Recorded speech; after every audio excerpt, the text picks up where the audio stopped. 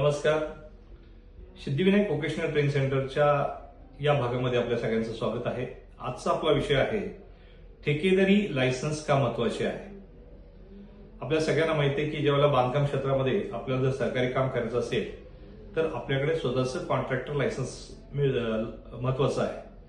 बऱ्याच लोकांना ते कॉन्ट्रॅक्टर लायसन्स हे स्वतःचं नसतं, त्यामुळे दुसऱ्या कॉन्ट्रॅक्टरकडे त्यांना जावं लागतं आणि त्यामध्ये प्रचंड रिस्क असते.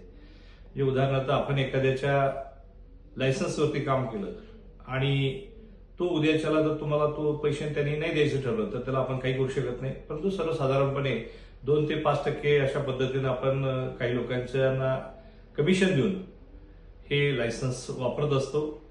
त्याचबरोबर आपलं स्वतःचं लायसन्स नसल्यामुळं जो गव्हर्नमेंटकडून जो 1 ते 2% जो टीडीएस असतो तो टीडीएस देखील त्याच लायसन्स होल्डरच्या नावावरती जातो, त्यामुळे तिथं आपलं नुकसान होतं.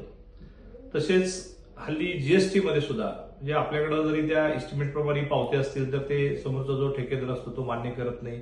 तो कुठल्या तरी तांत्रिक अडचणी निर्माण करतो आणि त्याच्यामुळे देखील आपल्याला त्या ठिकाणी लायसन्स त्याचं वापरणं अडचणीचं होतं आणि आपलं प्रचंड नुकसान होतं.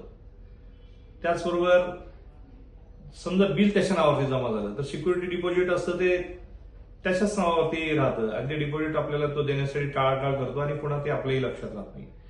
आणि सगळ्यात महत्वाचं जे बिल निघणार आहे ते बिल सुद्धा ऍक्च्युली त्याच्याच नावावरती निघतं आणि त्याच्या पाठीमागे आपल्याला लावावं लागतं, परंतु दुसऱ्या अर्थाने त्याची बँकेमध्ये पत निर्माण होते आणि आपण त्याला मोठं करतो.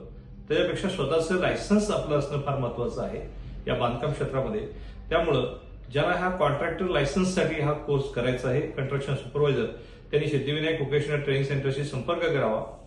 त्याचबरोबर आमच्या शाखा सांगली, कराड, विटा आणि कोल्हापूर या ठिकाणी आहेत.